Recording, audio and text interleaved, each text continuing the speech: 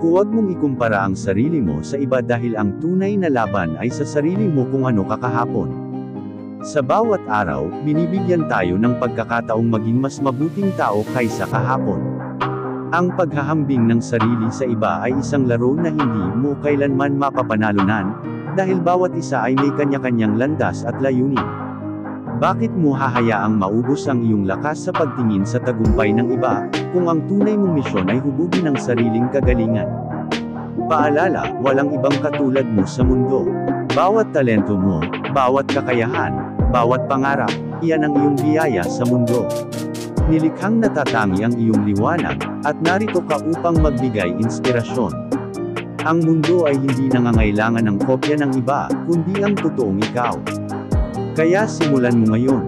Magtakda ng layunin, gawin ang isang bagay na magdadala sa iyo ng mas malapit sa tagumpay, at magpasalamat sa progreso mo, kahit maliit pa iyan. Tandaan, hindi ang bilis ng pag-abante ang mahalaga, kundi ang direksyon. Ikaw ay itinakdang magtagumpay, nilikha ka upang magingning. Panindigan mo ito, ang hinahanap mo ay nasa loob mo na.